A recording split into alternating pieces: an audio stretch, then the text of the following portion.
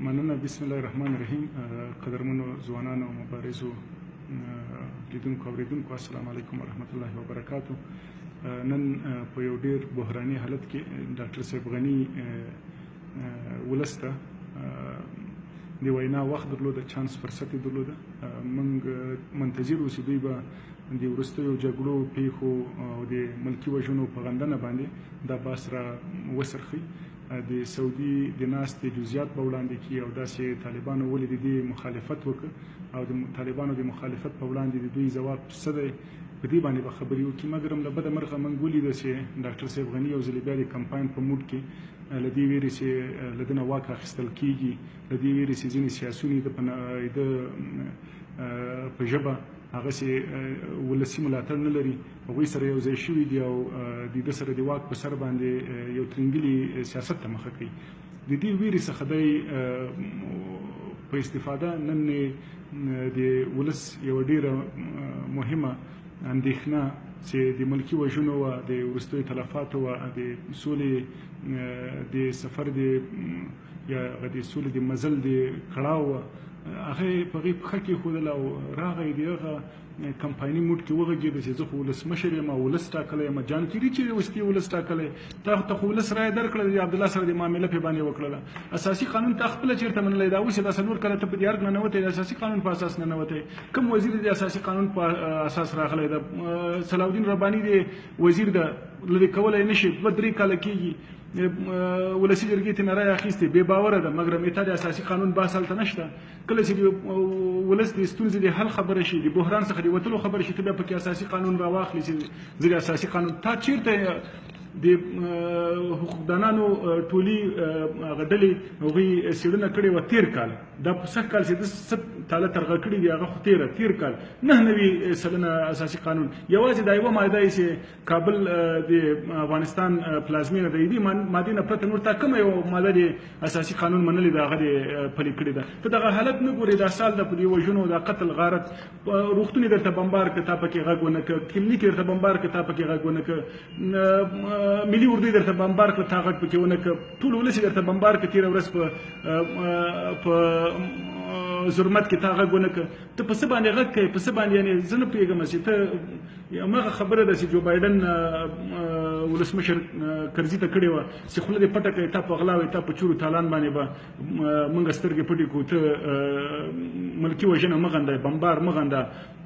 چور مه غنده، د بهرنیانو شتون مه غنده، د دې په خلاف بحث مه کوه. د تا په وجود کې 2 ځلې کندوز سقوط وکړي، تا په وجود کې فراه سقوط وکړه، 10مه ورځ د فاریاب د ازبکو ملیشو په لاس کې سقوط ده، حیرتان سقوط ده، اقینه سقوط ده، ته پې باندې غلی، هېڅ بحث نشته، هېڅ خبره نشته. تا د دوستم راوسته د ټاکنو بانک د رایو بانک دی ورته ویلې، تا محقق ځان سره پارک باندې نه باسه، تا سرور دانش ځان سره پارک باندې نوسه، تا حکمتیار صاحب سره سوله وکړه را دې وسته، اوس بیا هغوی د ولس استازي نه دي، ته د ولس استازی. دا ګوسپندي ولس تا ته به همدغسې ته به همدغسې غږېږي، ته به همدغسې څه دې په خوله درتلل، څه دې په زړه دغه به وایي، یو څو دانې کنزلماران به دې کېنولي، هغې به درته چکچکې کوي. دا ولس به تا ته غلی تر څو پورې، تر کله پورې؟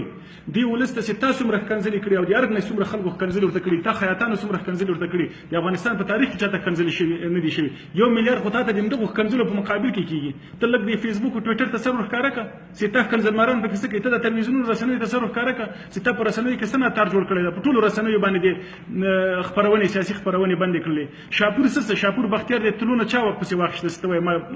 خپرونې په موږ باندې بندیز خپرونو ته یې تګ چا لګولی؟ چې ته د خلکو سترګو ته خاورې وشیندې چې تا په کم سیاسي فعال، کم سیاسي ګوند، کم سیاسي مشر تاسو پک کړی ده؟ تاسو څوک درانه کړي دي؟ په تورخم کې دروازه چا ولګوله؟ اغزن تار چا لګولی؟ 1.5 میلیونه ډالر د اغزن تار چا ورکړي دي؟ د پاکستان سره د ایسوپي معامله چا وکړه؟ د بارډر منیجمنت معامله چا ورسره کړي؟ ډیورنډ چا ورسره منلی؟ دا اوس تا اپاپس په نامه باندې کوم پروګرام د خاقان عباسي سره شروع کړی، دا د ډیورنډ په سر معامله ده. دا څه شی ده؟ تېره ورځ موږ مغولګي ته تللي یو، سیمې خاردار پرې باندې تېر شوی، د غرونو په څوکو باندې سیمې خاردار تېر کړی. دا چا د اغزن تار چا؟ عسکر دې راته ویلې، د پوستي قومندان دې راته ویلې، د سرحدي لیوا قومندان دې راته ویلې، وایي پاس وزارت دفاع موږ ته ویلي چې دوی ته به غږ نه کوئ، که نه یې وایي 3 کیلومتره راوښتي دي. د هوایي دهلیزونو تر نامه لاندې د خلکو مالونه تالا ترغه کړه. ته خو راپور ورکړه، تېره ورځ موږ د غنمو راپور درپسې خپور کړ 2,40,000 ټنه غنم تا در بدره کړل هل داسې 22 ولایته په وچکالۍ کې کابینه نشي جوړولی والي نشي ټاکلی والي نشي برطرف کولی قومندان نشي ټاکلی قومندان نشي برطرف کولی چور تالان دې شروع کړی ده ولس سترګو ته خاورې ورشینده د خدای او د رسول لپاره دا یعنی هدف څه شی ده زه نه پوهېږم که تاسې دا فکر کوئ چې دا ولس به همدغسې ګوسپندي تاسې ته غوږ نیولی تر کله پورې موږ به نه وو په دې ولس کې به یو سړی را پیدا کېږي دا د احمدشاه بابا ولس ده دا د غازي امان الله خان ولس ده تا به هم پسې اخلي حساب به هم در سره کوي او دغه لنډغر دغه ټوپکمار دا جګړه مار چې ته ورته وایې چې دا د ولس استازي دا به هم پسې اخلي بحران ولې غځوې مونږ خو فکر کوو چې ته به راوځې وبه وایې چې زه بښنه غواړم چاودنې شوي مرګونه شوي دي خلک بمبار شوي فراه سقوط کړی قندوز سقوط کړی 4 کاله زه تاسې پارک نه نباسلی یم ځانه مې دیوالونه راتاو کړي پارک کې ننوتم اولادونه مې ونه شوی کولی چې رایولم د وزیرانو اولادونه مې ونه شوی کولی چې رایولم د مامورینو اولادونه مې ونه شوی لا مې پسې وتښتول په لکونو ځوانان مې تله لاسه تښتېدلي دي تېره ورځ د جرمني نه راوستل هغه پکې ځان یې پکې مړ کړ ځان یې په دار کړ د دې ځواب به څه وایي عمر رضی الله تعالی عنه وایي د دجلي او د فرات په غاړه باندې یو سپی یو اسپ وایي له تندې ومري له لوږې ومري ځواب دې زه وایم ته به د دې افغانانو ځواب وایي دا په زرګونو لکونو خلک چې په دې ښار کې ګرځي سوال کوي در بدره د دې ځواب به ته وایي تا هغه د ملي اردو د ملي پولیسو د میرمنو ځواب ویلی شي چې تا وزارت دفاع پې باندې راپور تېر کړی و د تا امریکا پې باندې راپور تېر کړی و چې د هغوی د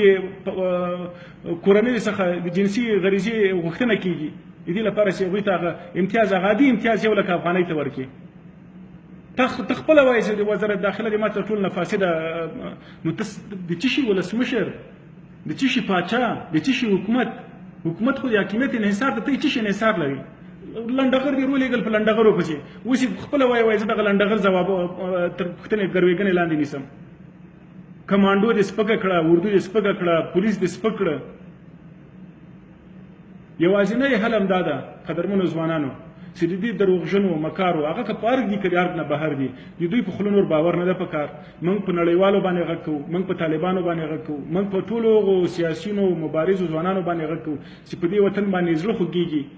چې د جګړې ته د پای ټکی کېږدي سولې ته د عملي کار وکړي د سولې د راوستلو لپاره د عملي یو جوړښت رامنځته کړي امریکا دې له طالبانو سره نیغ په نیغه باندې خپلې خبرې خلاصې کړي نور